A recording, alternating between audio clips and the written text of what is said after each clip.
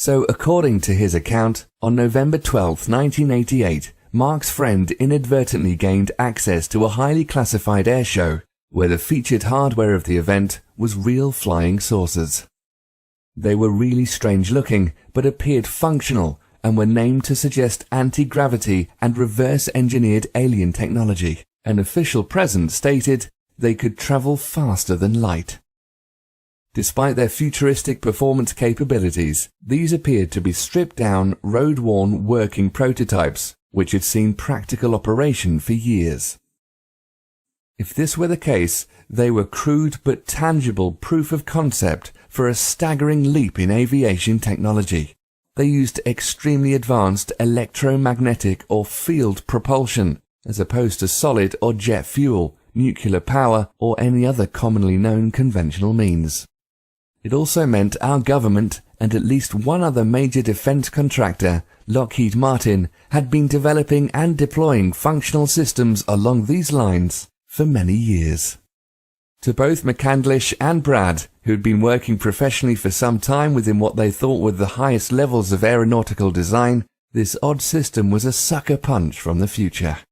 Apparently this had had a really serious impact on Brad. He really seemed kind of stunned by what he had seen.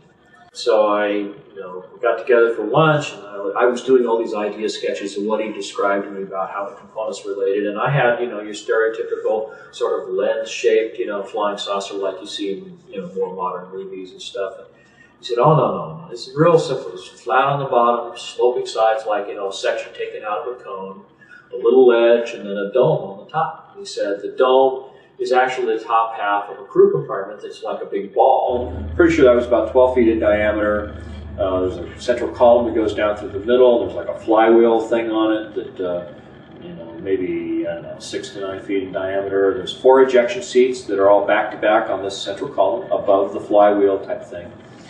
And he says a bunch of oxygen tanks in there that are all around the bottom. And he said the bottom is this huge capacitor array. It's probably, maybe 12 to 14 inches thick.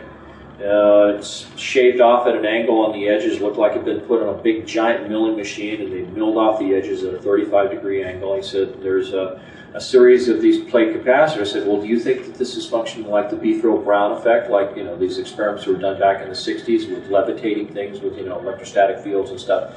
He said, well, that may be it, but he says, they told me, he said, one of the things I saw was that it was using zero-point energy, it was using scalar energy. Really? It's cool, huh? 0-point energy. I save the best inventions for myself. Well, I've been corresponding with Tom Bearden for about 8 years at that point. We talked many times, mailed letters back and forth, talked on the phone and things. Okay, so what we have is a very strong argument that neither the scalar photon, that is the time-polarized photon, nor the longitudinal photon, which is over in 3 space, are individually observable. But if you somehow can combine the two, they are observable as the instantaneous quantum potential. And so I had a sense of what zero-point energy was about, and there were a lot of talk about longitudinal waves and scalar waves and cyclotronic weapons and all this kind of stuff. And so I've been following this for a while, reading Tom Bearden's work and things. So I had a pretty good sense of what Brad was talking about, which he was a little surprised about, that I would know this already. So he opened up to me a little bit more and began telling me more and more about it. When Brad finally became frustrated with my questions, he sat down while we were in his office together, and he did this rough sketch, which I still have to this day, 22 years later. And he just sat down, and right where we were sitting there at his table, he just kind of sketched out with an ink pen on a piece of legal-size white paper, and put some some little handwritten call-outs around the edges that described, the number of capacitor plates in each one of the little sections, that there were, they were so wide at the end, and the crew compartment was definitely about 12 feet in diameter. Just kind of put all these things down as close as he could remember to the way they existed. And so I sat down with all this information, and I just began sort of drafting it out. It was at this point Mark began putting his formidable skills as a conceptual illustrator to work in uncharted territory. Taking Brad's eyewitness account, detailed descriptions and rough sketches of the ARV, McCandlish began refining aspects of the components his friend described and piecing together an ever more precise rendition of the craft. Over the course of the next few years, he generated a series of drawings, culminating in the Fluxliner cutaway blueprint, one of the most notorious images in the history of ufology, and the mysterious realm of black-budget aircraft. I'm Jesse Ventura, and this is Conspiracy Theory. This was called the Fluxliner. This is probably the strangest one you've shown me yet. This actually flies? It actually flies on the principles of high voltage electrical charges. This is the original, one of the original blueprints of the alien reproduction vehicle, which I produced in March of 1989. It was put together by accumulating a lot of verbal testimony from Brad and later from a number of other sources, including Kent Sellen and some other people that I talked to who had some contact or information about the vehicle.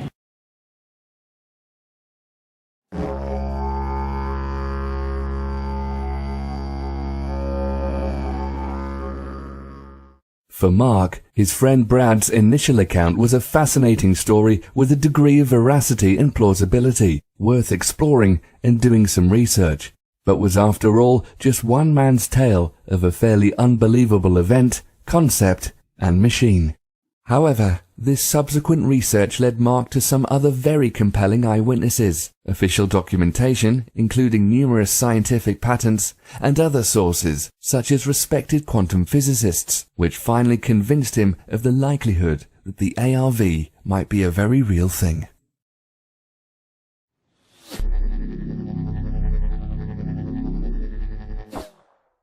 The first verification of the story that I picked up on the alien reproduction vehicle was around 1991, 1992. It was the first air show at Edwards Air Force Base where they actually had the B-2 stealth bomber on display. And in the course of that air show, I had occasion to join up with some clients from Rockwell International, and they introduced me to this fellow who claimed at the time that he was working with the Air Intelligence Agency. His name was Kent Sellen. He claimed that he had inadvertently seen this same craft at Edwards Air Force Base North Base facility in 1973. And I said, when, how, where, what were the circumstances? He says, well, I was a crew chief. He said, I worked on Bill Scott's plane when he was a test pilot. And he says, one night my ship supervisor said to me, go out to North Base. They've got a power unit out there, a ground power unit for an aircraft that's leaking or failed or something. So we need to take a tow vehicle out there, go out, pick it up, bring it back. Well, instead, what happened is he comes up off the dry lake bed, rolls right up on the tarmac, and is going down these rows of hangars. They're all Quonset-style hangars back then. And he stops in front of the first one with the doors cracked, expecting to find this defective ground power unit. And what does he see? He sees this flying saucer sitting in the hangar, hovering off the ground. So I said, well, what happened? He says, well, this thing, was flat on the bottom, sloping sides, a little ledge around there, and then a dome on the top with these little glass things on top. Looked like there was a camera under each one. And I said, really? He said, yeah. No, no landing gear. It was hovering. And I said, let me borrow your pen. So I took out a Kodak lens cleaning tissue package that I had in my camera bag. It was the only thing I could think of to draw on. I did a quick sketch of this alien reproduction vehicle as described by my friend Brad Sorensen back in 1988. And I said, is that what you saw? And he says, oh, you've seen one. And I said, no, but I wasn't sure until this moment that the story was absolutely true. And so that was when I knew there was a second point of confirmation. He says, I wasn't there for 15 seconds and I heard footsteps running up to me. Before I could even turn around and look, he says, there was a machine gun barrel at my throat, another one over here, and he says, a gruff voice says, close your eyes and get on the ground or we're going to blow your head off. So they put a hood over his head, blindfolded him, hauled him off, and they spent 18 hours debriefing him. He was forced to sign some non-disclosure documents about that, but then was given some additional information about it, details about the ejection sequence for that vehicle and so forth, things that Brad didn't know anything about. So that gave some validity to what he was saying.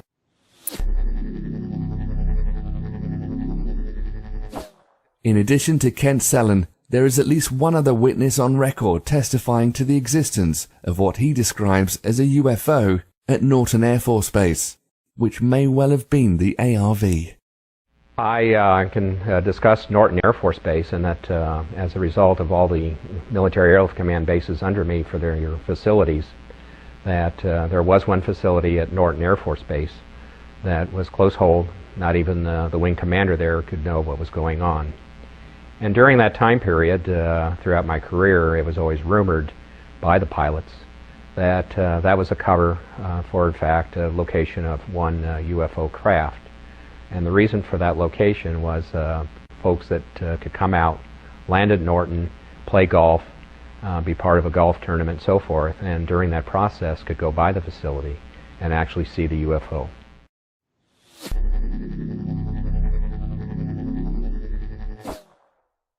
I became so excited about the prospect that this thing really was real and that there really was some technology about it. And so every chance I got, I would strike up a conversation with someone I knew in the industry, and I'd ask them if they'd ever heard anything about this. I was talking to a fellow by the name of Paul Shepard, who was a UFO investigator. I felt that he'd have, a little bit more knowledge about the kinds of things that were going on in this area of research.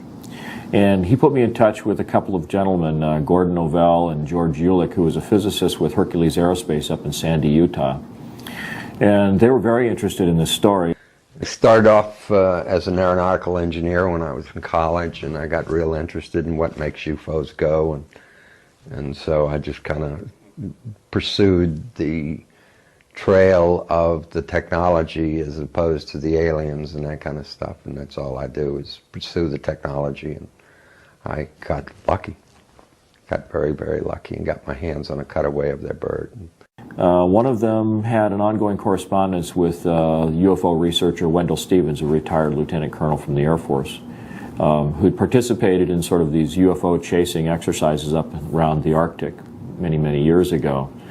So Gordon sent a request off to Wendell Stevens saying, we know that you have this big photo archive of all these different UFOs that have been seen over the years. Do you have any photography that even resembles what we're describing in this drawing that I had done?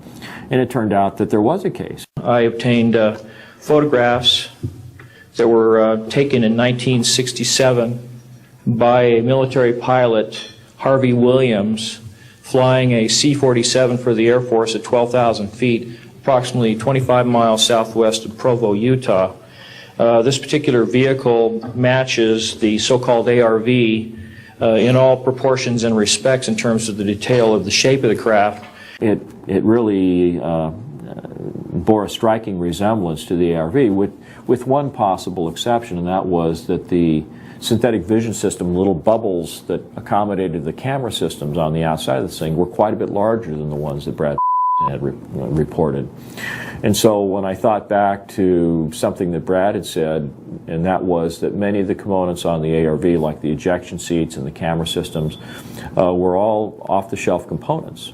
He said that the ones that he saw in 1988 looked just like the little bubbles you see hanging from the ceiling in the casinos in Las Vegas.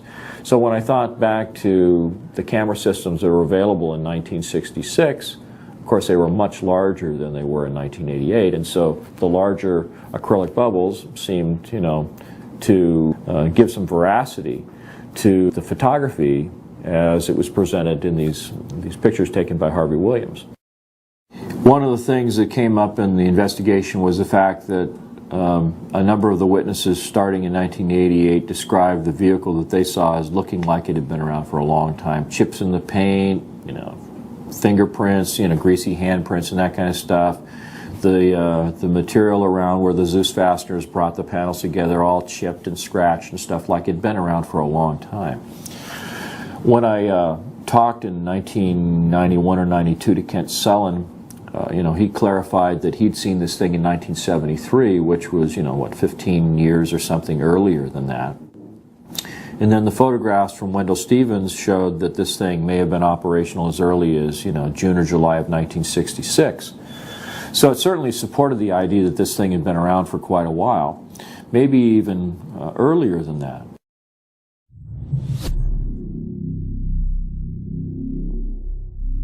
When you look at some of the photography of UFOs, going all the way back to some of the earliest photography we know of, McMinnville, Oregon, for example, you see the same general layout, you see the same general configuration, the flat bottom, the sloping sides, a little dome in the middle, sometimes pointy, sometimes almost like the top end of a cylinder that's been chopped off, sometimes a perfectly round dome, sometimes even, like a cone on the top.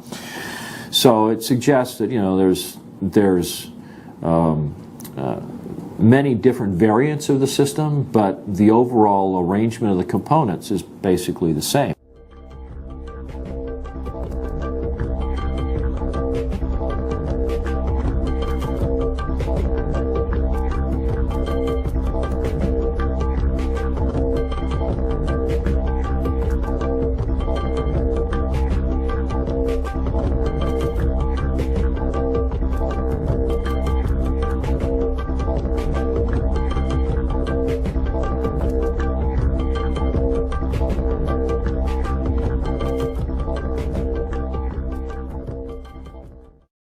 And I kept saying to myself, this is just too much of a coincidence. Maybe this goes back a lot further than anybody knows. In fact, in a translation of a Sanskrit text written by a Middle Eastern king in the 11th century, there were references to Vimanas, or flying machines, with a propulsion system bearing a striking resemblance to that of the ARV. Strong and durable must the body of Vimana be made, like a great flying bird of light material. Inside, one must put the Mercury engine, with its iron heating apparatus underneath. By means of the power latent in the Mercury which sets the driving whirlwind in motion, a man sitting inside may travel a great distance in the sky. One of the things that they describe when you read up on the literature surrounding these so-called Vimanas was the so-called Mercury vortex or Mercury turbine engine. I see the word Vimana. Can you describe how that relates? Well, this is something that I spent a lot of time reading up about the so-called Mercury turbine generators or Mercury vortex generators described in some of these ancient Sumerian texts. And so I started looking at the possibility that there had to be some kind of circulation going on in the Mercury itself. So that was the kind of thing that I visualized would be going on inside the chamber. The central column has a number of components, a couple of counter-rotating cylinders. It sounds very much like the device that the Nazis were developing in the Wenceslaus mine in Poland towards the end of the Second World War. There seems to be some evidence that they were trying to develop some kind of an anti-gravity propulsion system or a zero-point energy device. Apparently, if we're talking about systems using components and processes similar to the ARV, we can't ignore the Nazis. I think it was Timothy Good published a story, maybe above top secret, where he found a researcher who was following developments by the Nazis at the end of the Second World War, and it looked like they'd been developing flying saucers up in Poland in the Wenceslaus mine, and they had this thing that looked like Stonehenge, where they had all these high voltage cables coming into it and these chains that would hold something down, and they had this thing called the bell, the Das Glocke. Die Glocke. The bell. That was down in this mine in Wenceslaus, and that it involved a ceramic dome, and it had two cylinders inside with a mercury solution circulating in it. The two cylinders were inside an electromagnetic field, and they were counter-rotating, and they had this mixture of mercury, thorium, and beryllium. Now, it looks like there's a high-voltage electrical discharge that's being sent through the mercury, and that is somehow doing something that enables this anti-gravity effect to occur.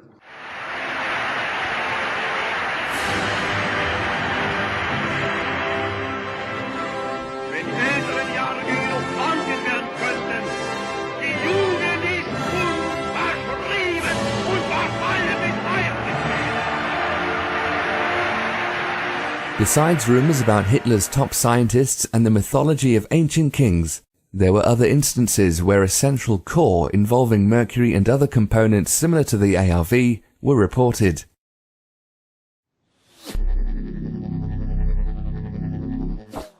At one point, Mark contacted and interviewed possible UFO abductees to gain insight on the technology they may have seen in the alien craft.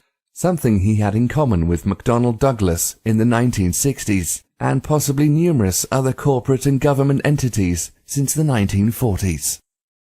I wound up going to my management and telling them, you know, you're not going to believe this, but the UFOs are clearly coming from someplace else. They're clearly manned or humanoided, and the only question is whether we're going to figure out how they work before Lockheed or after. And so as a result of that, the company at that time, which has now of course been bought by Boeing, over several years put in about $500,000 worth of research effort under my direction to study gravity control techniques and also analyze UFOs. We hired a police detective to interview witnesses, abductees. We had experimental work and theoretical work. So it was kind of a fun project. In the course of all this, it occurred to me that one of the other resources that I might be able to draw on was people in the alien abduction community. I began to think, you know, well, these people are either crazy or they're really having an experience of some kind. And some of them even talked about implants that were being recovered from their bodies. And so I was intrigued, and I thought, well, okay, you know, if any of these stories are true, there might be a chance, however slim, that if they really were abducted by aliens, they might have gotten a tour of the ship. They might have seen some propulsion system components. And so I heard three of these young ladies being interviewed on a radio station out of Las Vegas. This was sort of the precursor to Art Bell and Coast to Coast AM. It was the Billy Goodman Happening. And he was interviewing Cindy Botomos, Melinda Leslie, and Alicia Davidson.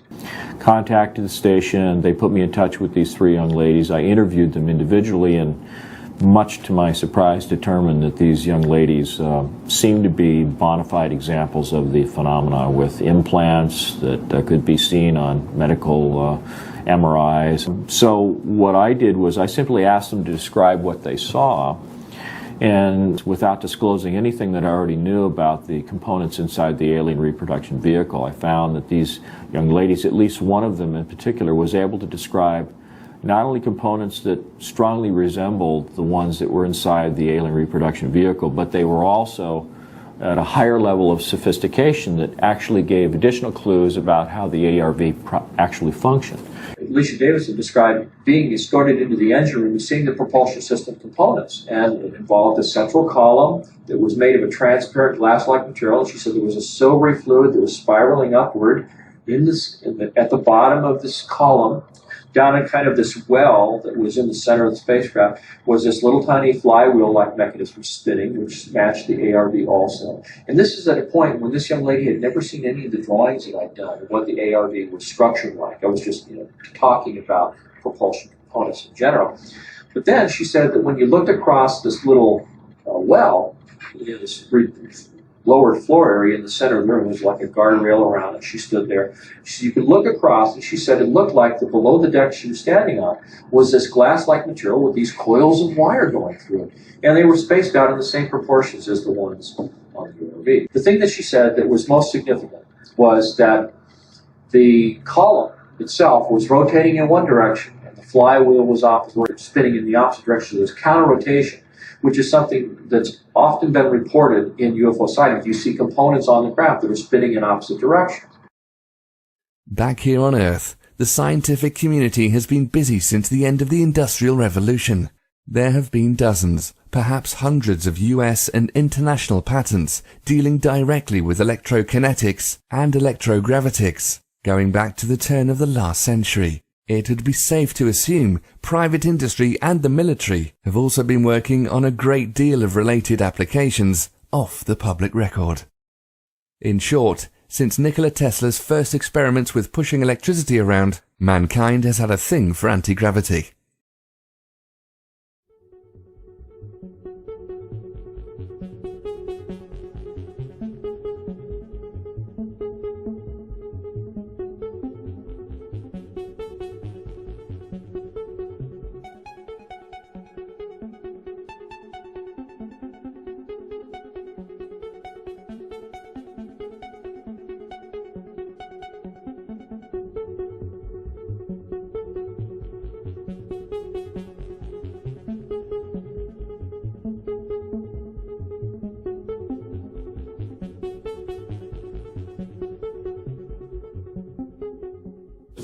if you look at these two illustrations, this is a patent that was secured in May 30th, 1967 by James Frank King, Jr., who happened to work with Thomas Townsend Brown in the labs of Agnew Bonson. But you can see a striking similarity between the two vehicles. On the one hand, you've got a sort of a frustrum-shaped fuselage section. You've got a series of coils that wrap around the crew compartment, although the crew compartment in this instance is more of a cylinder. But you also have a central column that goes down through the middle, and you have this capacitor section that's in the bottom. And then you have these little flight control mechanisms here. You know, I find it really remarkable that there's so much similarity between the two objects. Mm-hmm. And when is that patent from? May 30th, 1967. It's called a magneto-hydrodynamic propulsion apparatus. And so I started thinking, well, maybe it's like a cyclotron. Maybe there's an electrical discharge from this. Basically, this whole thing looks like a giant Tesla coil. It's got the capacitor array. It's got, you know, a central column that looks like the secondary windings of a Tesla coil. And this might even go back to something that Nikola Tesla discovered back in the 1940s. And, you know, it just was all hushed up. And all the UFO sightings we've ever seen were something that came from Nikola Tesla and not from another planet. And I mean, these are the things that were all going through my head at the time. So it was really surprising to find all the different sources that I encountered that seemed to provide useful information as to how this thing was made, how it worked, what its energy sources were, and it was all really fascinating to me, and that's one of the reasons I pursued it. It wasn't because I was, you know, like I say, trying to breach national security. I was just insatiably curious about how these things work.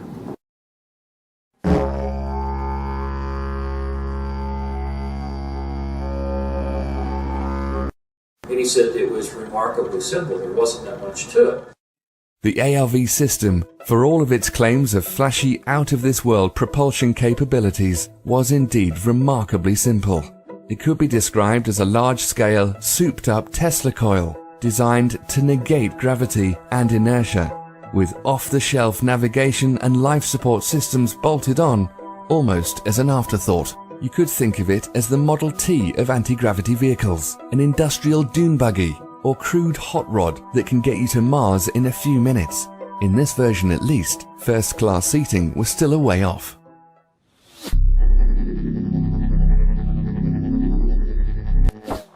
From everything I've been able to gather, it helps to understand what some of the components are. There's a large capacitor array on the bottom of the craft. It's in the smallest version, it's 24 feet in diameter. The outer edge of the plates and the capacitor section itself, they're shaved off at that same 35-degree angle. So you have a series of plates that are progressively smaller as you get higher and higher in the stack. And there's 48 sections that are all set up like that. Through the middle of the crew compartment is a central column that's called the amplifier section that's in the middle of the craft. On the very center point of that column is what looks like a large 9-foot diameter flywheel type mechanism. Then around the belt line of the crew compartment is about a 2-foot wide coil of wire that's embedded in this same glass-like material that the capacitor section plates are embedded in.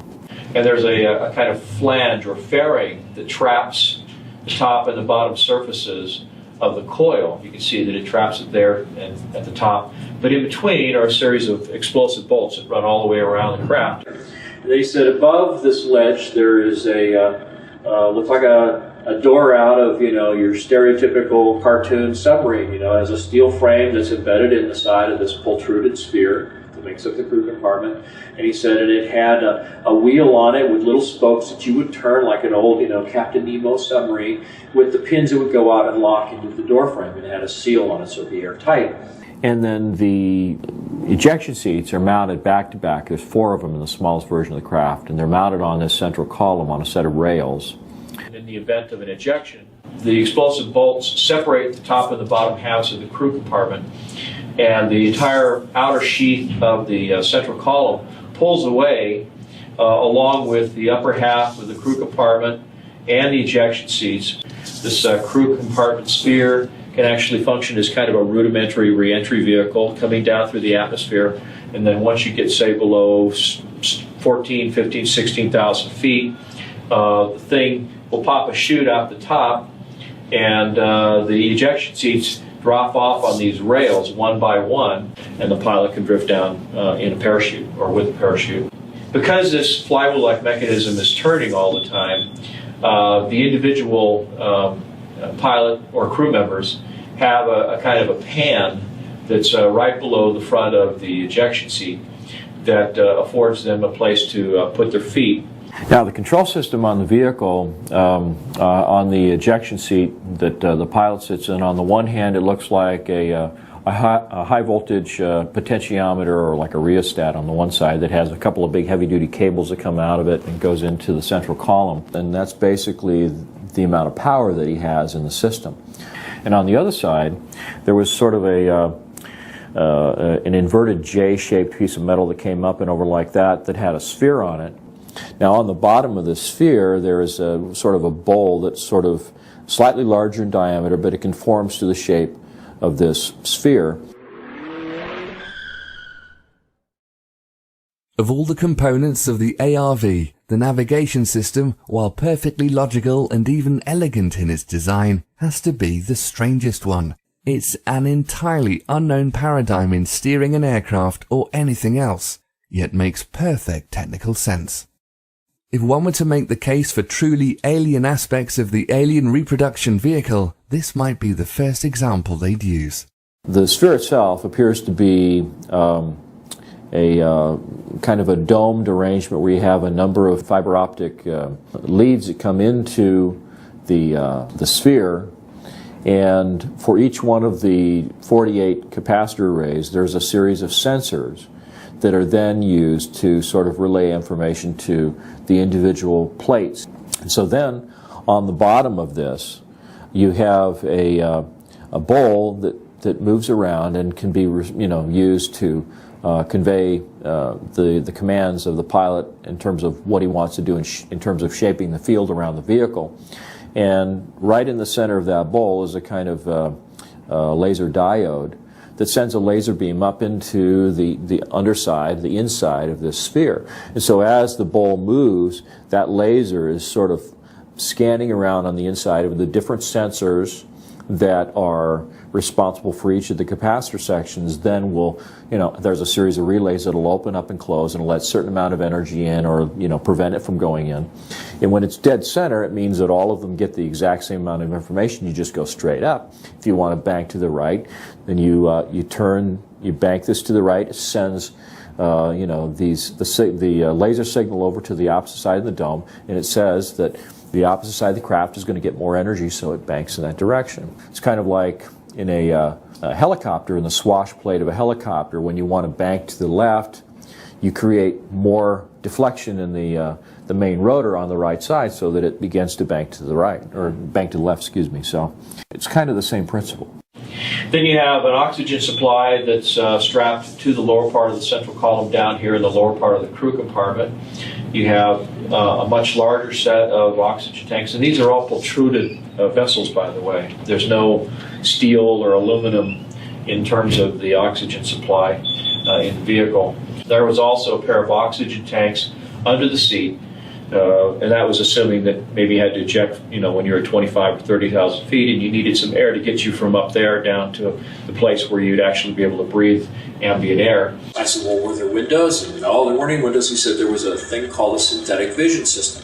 And he said there were 6 or 7 of these little plastic bubbles around the top of this thing, one on the very top in the center, and then maybe 6 around about halfway up from where the ledge was to the very top, and they were spaced at even distances. And he said in each one there was a little CCD camera. So the synthetic vision system was set up so they would take 2 cameras, and it would have a converging point of focus in those 2 cameras, so that it would just be like looking through a set of binoculars. So you'd have a left and a right eye view, and it'd give you a 3-dimensional view outside the vehicle, but with no windows.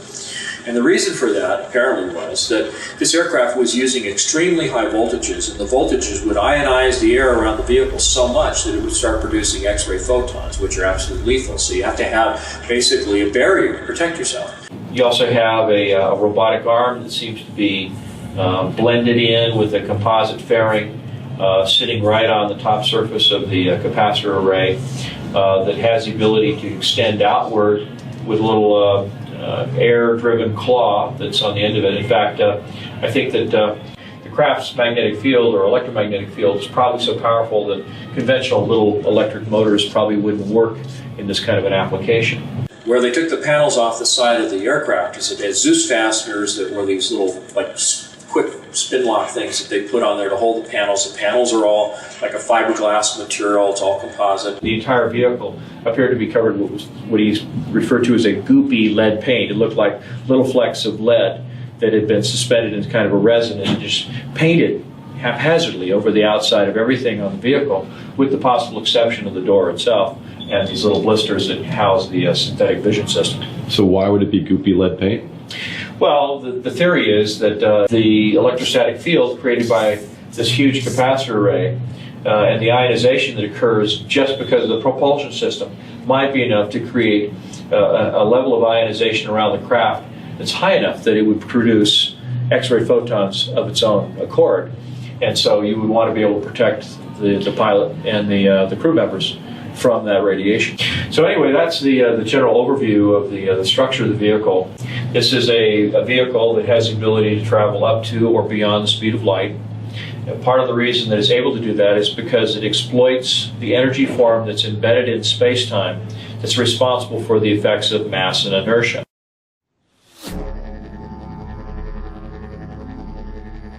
So here we have a configuration of various components, creating a system that's somehow capable of producing and maintaining an insane amount of energy in a concentrated field around the vehicle. This field can be precisely controlled by the pilot with the aid of a basic throttle, an alien steering ball, and a bunch of casino cameras. There's plenty of onboard oxygen, handy if you're off the planet, and a lead coating so the occupants don't get fried in their seats, and a robot arm in case you need a robot arm somewhere. It looks like a big clumsy diving bell from 1905, but apparently works like a helicopter you can take past light speed. Its beauty and elegance lie in the propulsion system, maybe a really fast one that gets around currently accepted physics, one we commonly associate with UFOs. For anybody who has followed the work of Einstein or just basic physics, one of the sort of inviolable rules of physics is that there's no material object that can actually go faster than the speed of light. So somehow or other, and I'm not saying we got this from aliens, but they did call it the alien reproduction vehicle, but somehow or other, this simple system that Brad described in these diagrams was able to do this.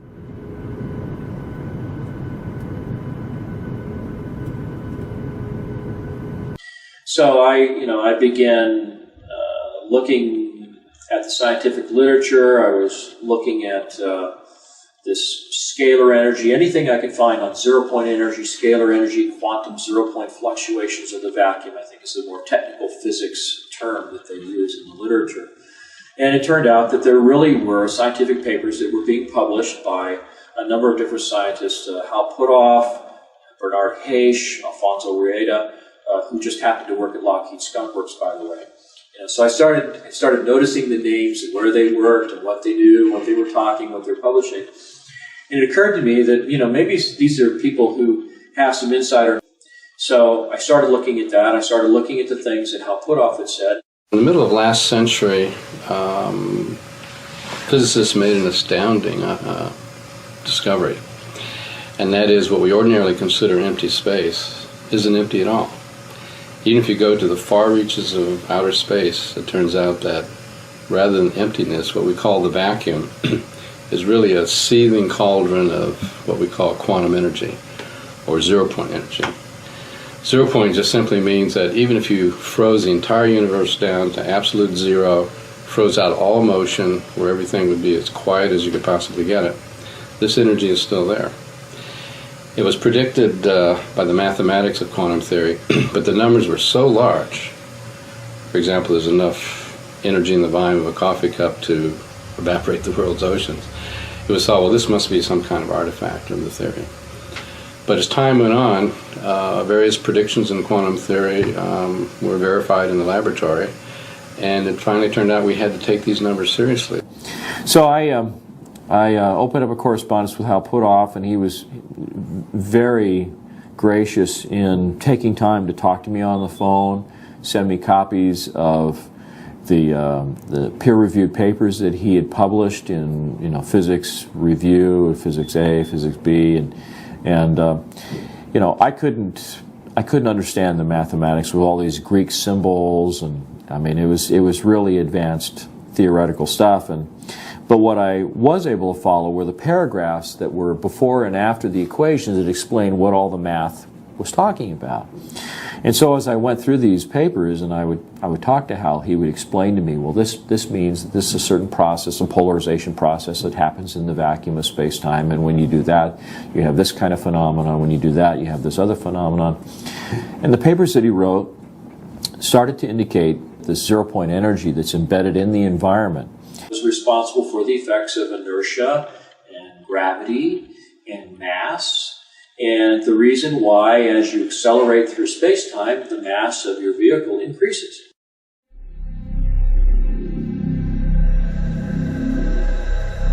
So in a sense, if you find the right way to do it, you can actually sort of reduce the mass of an object. And if you can do that, then of course it takes less propulsive force to push it around. It means that it can go a lot faster because it's not limited by the amount of mass that it increases to as it accelerates. In fact, it may in fact be a situation where the faster you go, the more energy you have available to continue the acceleration process, and at the same time the mass is becoming relatively less and less and less. So it really enables the possibility of being able to go faster than the speed of light without violating general relativity, and that was the most fascinating aspect of the whole thing. You're drawing energy from the environment, and in the process of doing that, you're enabling the craft to not only demass itself, but basically conserve energy by using the flux in the vacuum of space-time as a power source for your propulsion system. So literally, the faster you go, the more energy you have available that you convert into propulsive force, and the lower the relative mass of the vehicle becomes. So it's actually sort of an inversely proportional kind of a relationship. Most scientists, with an instant response, would think on special relativity terms and say, well, the velocity of light is a limitation. You can't go faster than the speed of light. And therefore, to conceive of us exploring stars or other people coming here, it's too far. They just can't get from here to there. We might explore our own solar system, but that's probably as far as we're going to get. But the truth of the matter is that in general relativity, that's not the case. There are options there.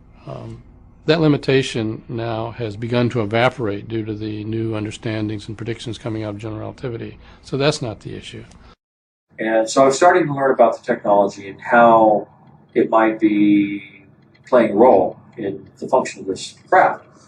The craft, of course, had oxygen tanks and stuff in it, so it really suggested that the thing was capable of going out into space. So the idea was that somehow this vehicle is able to sort of skirt the law in a way that allows it to do these things that are unheard of.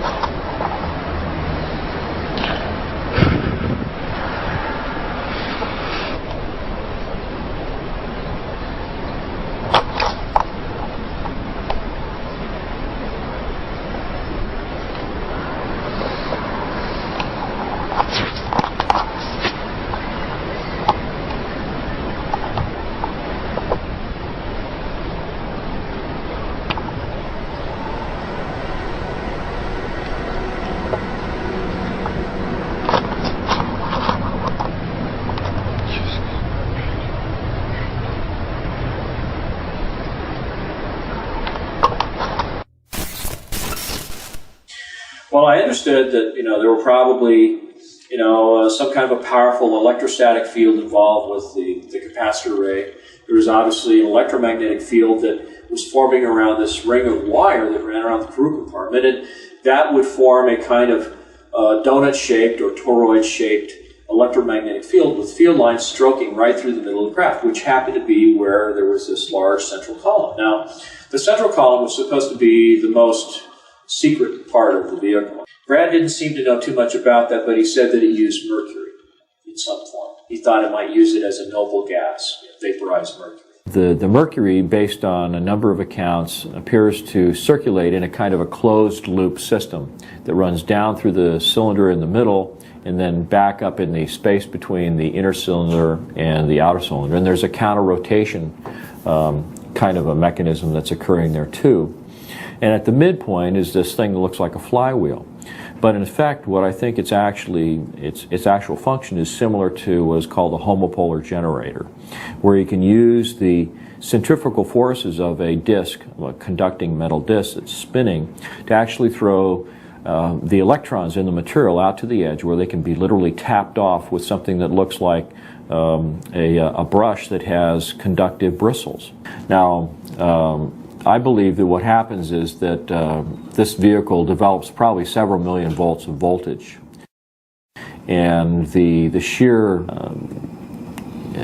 power of the electrostatic field that is created in this capacitor array actually has the ability to polarize the surrounding space-time, and it polarizes the so-called zero-point energy that is embedded in the space-time. So it creates kind of a positive and a negative aspect to the status of that zero-point energy that's surrounding the vehicle. So just to kind of give a little background, the idea of a space warp works on the principle of expanding and contracting space in such a way that allows you to go somewhere very, very quickly. What this does is it leads to something that was described by Alcubierre in his 1994 paper on warp drive, the creation of a warp drive that would not violate general relativity. And one of the things that he was suggesting was that you would be able to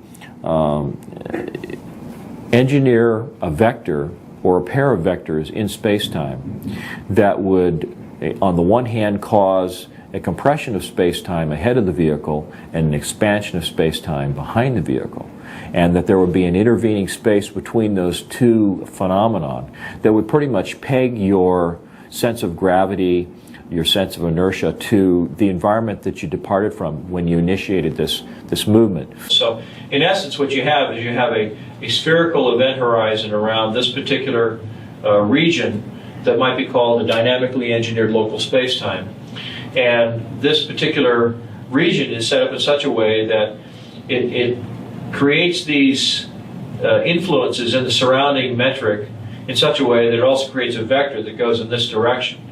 And so it's kind of like it's almost like having a black hole ahead of you and an expansion of space-time behind you. But the actual environmental conditions that you experience inside the spacecraft are pretty much pegged to the time and place that you start out from. So you don't have any sense of g-forces or being moved around. You don't have any sense of acceleration, because the entire pocket of space-time that you're encapsulated in is being accelerated by the vectors that are created around the system. So it's uniformly accelerated. The space-time pocket that you've created, the vehicle itself, the crew, the cargo, everything is moved as one complete package, and so there's no sense of acceleration. But what it allows for, according to Alcubierre's calculations, is what he was calling an arbitrarily large speed, which suggests something in excess of the speed of light at superluminal speeds.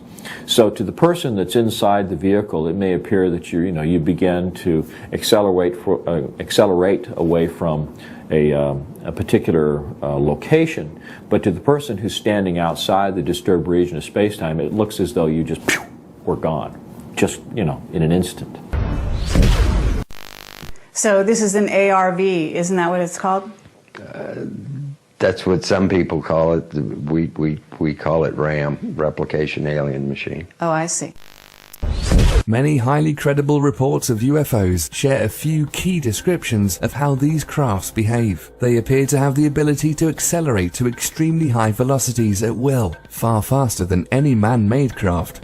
as if the speed of light maybe isn't any big deal. They can stop on a dime and turn at random angles, while traveling at these crazy speeds, like the forces of mass and inertia, which would flatten anyone in a normal situation, also aren't a problem. And they're silent, without any visible rockets, jets, or exhaust of any kind, like they're pulling the energy they use out of thin air. Superluminal speed, mass cancelling, and ambient field propulsion. All apparently standard in the mid-80s model Fluxliner. This makes the ARV a seriously badass means of getting around, and kind of a missing link between Roswell and one of these. Once we retrieved, back in the 30s and 40s and 50s, several of these extraterrestrial vehicles and began to study them, we combined that knowledge with knowledge we already had. Because remember, we had some people like T. Townsend Brown who were studying anti-gravity quite independent of this issue back in the 20s, 30s, and 40s. But when their information got combined with studying these spacecraft, they figured out, this is how they're working. And according to the latest revelations in quantum physics, all this is possible by tapping into the sea of raw energy we're all just floating around in. There's plenty of energy in the pure raw vacuum. The new physics since quantum mechanics, the vacuum is a source of energy, but it's a peculiar kind of energy. Let me explain the peculiar kind. When a bird flies in and sits on a power line, he sits on a very high potential. But between his 2 feet, he has no potential difference, no voltage. And so even though from the line to the ground, it may be 100 million volts, the little bird can sit very happily with his feet on this supposed 100 million volt line, and he has no volts across his body. He's very happy and doesn't even know it. Let him touch one of his feet to the slightest thing that has the slightest difference there, and he'll fry to a greasy spot. Now, in the vacuum, we have the same thing. We have an extremely high potential or charge of the vacuum, but we're immersed in the vacuum. So they were modeling the universe as being sort of this empty, material-free environment that had this energy that was embedded in it, almost like a fluid in a way, that it had all of this potential that you couldn't see until you found a way of driving it out of this homogeneous sort of state of equilibrium and getting to do usable work. I'm trying to remember exactly how I met Tom. Yeah, I think we met at a UFO Congress in Laughlin, Nevada for the first time. We'd been corresponding for quite a while. Now, what is zero-point energy? I'm going to show you many different definitions, but let me quote Nikola Tesla. In 1891, the world's greatest electrical futurist, Nikola Tesla, stated, quote, "Throughout space there is energy. Is this energy static or kinetic? If static, our hopes are in vain. If kinetic, and we know for certain it is, then it is a mere question of time when men will succeed in attaching their machinery to the very wheelwork of nature. Many generations may pass, but in time our machinery will be driven by a power obtainable at any point in the universe." And so there, ladies and gentlemen, is the basic birth of the concept of zero-point energy.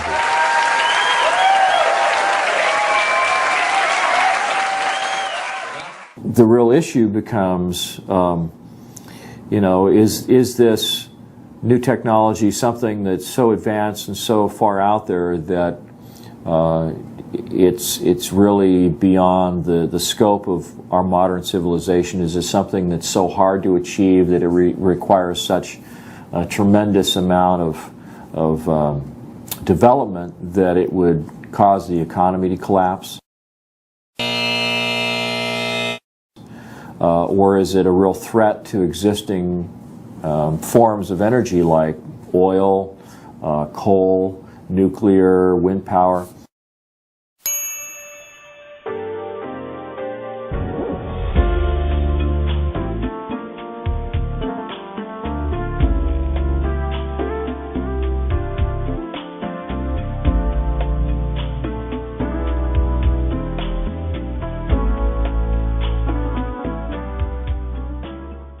By the mid-50s, They knew that this would be the end of the oil cartels and the international financial petrodollar system. And this is very important. It means that we, Homo sapiens, have the ability to access this so-called zero-point field of energy, which is the ambient field of energy from which all matter and energy is fluxing, and can access that energy and generate all the power we need to run this planet without fossil fuels or pollution. So this stuff really works? Certainly does. Oh, well, lots of luck! Oh.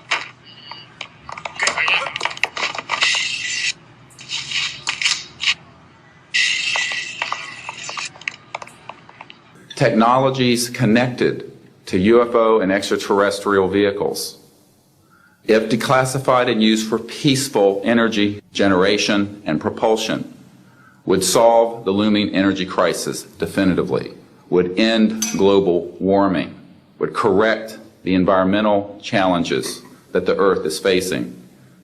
When I got involved with Dr. Greer and the Disclosure Project, I was very excited, and it was an opportunity to go to Washington and maybe have an opportunity to talk some real-life politicians about what the potential of this technology might be. I was really hopeful that we would see some kind of a door open publicly, and that the government would show that it was willing to have a conversation, a dialogue about the technology.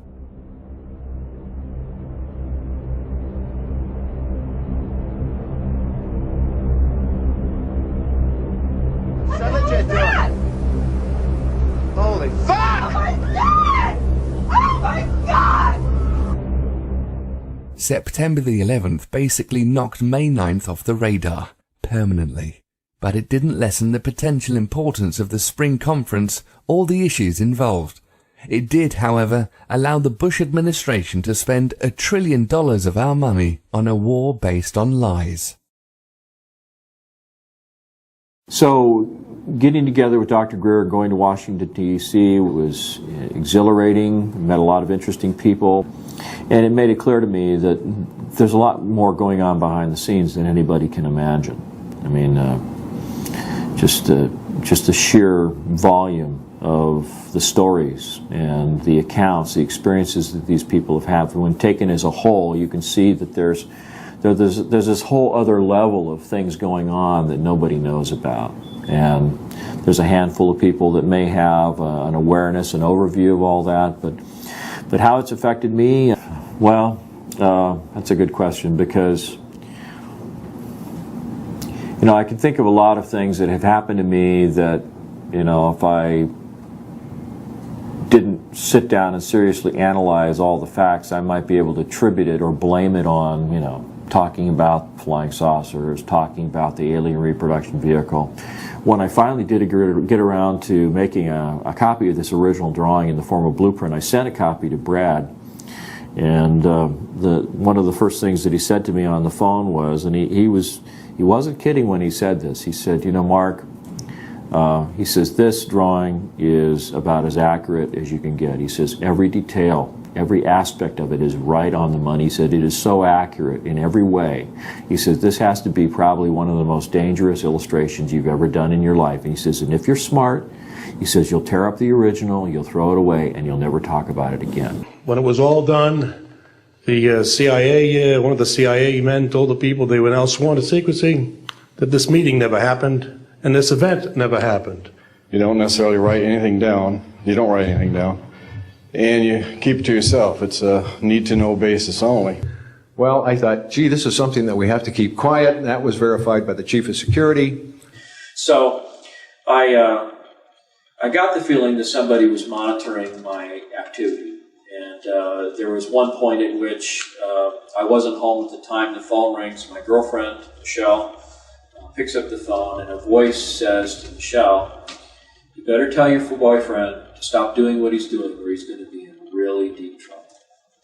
And, then I did. One by one, I lost all my defense clients as a conceptual artist. And it could have been attributed to my involvement with the Disclosure Project. It could just be that I'm an actual artist with paints and brushes, and I don't work with computers like, some experts that I know. And it may be because there were a lot of people that didn't want to be associated with somebody who talked about flying saucers and anti-gravity and aliens and all that kind of stuff. The reason it's called Alien Reproduction Vehicle is that it's based on the study of extraterrestrial vehicles, but it is manufactured by human military intelligence, aerospace contracting arrangements. We have studied specifically extraterrestrial vehicles which have been retrieved. The breakthroughs in that research have led to applications that have led to the building of this and similar anti-gravity devices. I mean, you can understand how corporations, and Brad told me that it had a big impact on his life, because when his name started popping up on the internet associated with the ARV story, there were a lot of his Japanese clients that wouldn't have anything to do with him because they did not want any of that kind of reputation tarnishing information associated with their product and their brand. And so, he did everything he could, and I've minimized, my mentioning of his name, except where it comes to, historical documentation of what's happened to him and I and other people I know. But I feel terrible in some respects because, I was encouraged by Dr. Greer to name names on camera, and I wasn't ever really sure what doing that meant in terms of protecting identities or protecting people, other than making some footnote in history that this person came forward, said something, and then whatever happened. I had threats on the phone. I had the IRS come up and take all my money, take all my cars. In fact, that's what happened to a guy in Canada. He had a machine the size of a shoebox that was supposed to put out enough power to power your home, and it was very unusual. Well, he was very open. He would give demonstrations. He wanted some investor to give him $1 million to sell the rights, and he was doing all the wrong things. Sure, of course. And then one day they came with a SWAT team, surrounded his house, confiscated all his machines, put him in jail, and said, if you want to get out of jail, you have to sign this paper that says you'll not work in this technology any further. So the pretense of why they arrested him, they claimed that he was harboring weapons of mass destruction, terrorism weapons. They create a very time-stable pattern. It's sort of like, look... Again, 14 times. Oh, by the way, Mel, what's your phone number you're calling from? Maybe... Yes. We should write that down. Okay, because they find it's coming from your end, not from here. Something out of West Coast is causing this. Okay. So you might check that out with the police over there. I noticed clicking on my phone. I'd call someone and my voice would be echoing. There were all these weird sounds, like someone else was hanging up the phone after I'd say goodbye, but I wouldn't hang up, So I had the feeling that I was being watched. I started feeling like maybe I was being followed. There were just, things, cars that would make a number of turns, and then, when you look at them, they'd turn off, that kind of stuff. And you've actually heard a couple different stories about people being shut down when they're trying to implement this stuff. Or killed. Yeah. I mean, there's many times I lay awake at night with my 9mm under my pillow, loaded, and I wonder why they haven't killed me. I honestly do. There's evidence to suggest it's dangerous to become successful in the area of applied zero-point energy, cold fusion, or related free energy technologies. Or it can at least lead to very bad luck. Professor Stefan Marinoff, founder and director of the Institute of Fundamental Physics in Graz, Austria, was the de facto leader of the European free energy movement. He fell out of a high window in 1997. Eugene Maloff, an eminent physicist and expert in cold fusion who apparently had working tabletop devices, was beaten to death in 2004 at the height of his career and the day before a public announcement of his findings. Arie M. de Gois, an inventor of a patented revolutionary clean energy technology associated with the zero-point field, was found nearly dead in his car at an airport in 2007 and died a short time later. He missed his flight to Europe, where he was about to obtain substantial funding for his work. Then there's Mark Tomian, a brilliant physicist and inventor of the patented star drive, a system remarkably similar to the ARVs in its use of zero-point energy and related spaceflight applications. He and McCandlish had corresponded numerous times before his unexpected death in his home in 2009. This was 2 weeks after the successful trial of a working prototype for a key component of his system. And if I woke up tomorrow on the other side of the veil, I wouldn't be surprised, honestly. I really wouldn't. Because I know how serious the technology is. I know that it's real. The storyline basically is that there's a lot of work going on in the aerospace industry that would indicate that we have black projects that have gone even darker, and that there's work being done on electrogravitic, on scalar technology, etc., that we don't even think that those in Congress or even in the military that approve black budgets are aware of.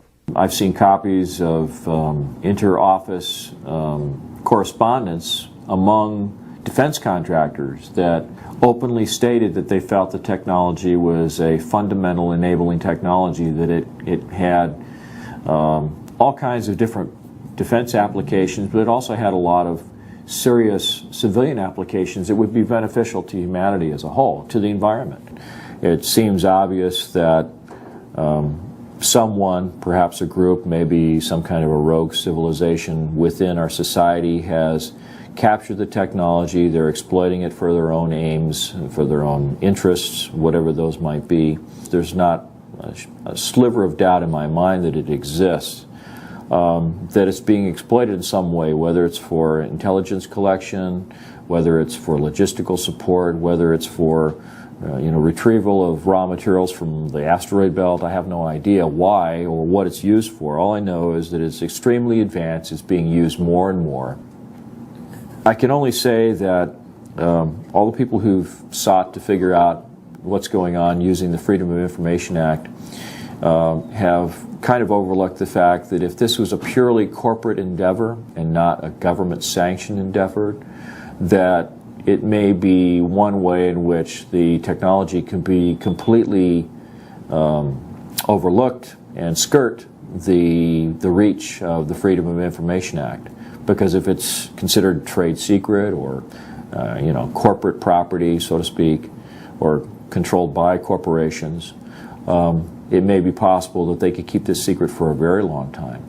Even with people actively in the government that know that it exists and maybe have contact with some of these corporate officials that control the technology. So, you're kind of left with a big question mark as to where's all this advanced technology going and what's it being used for? If there was somebody that had this sort of interstellar trade program going on with another civilization, that would be very interesting, but I can't understand why they would want to keep that quiet. It would seem like such a mind-expanding, enlightening thing for people to know about. Maybe we'd stop shooting at each other and start thinking about how can we get along with the people on, stars or star systems, that are around us. So it's hard to say.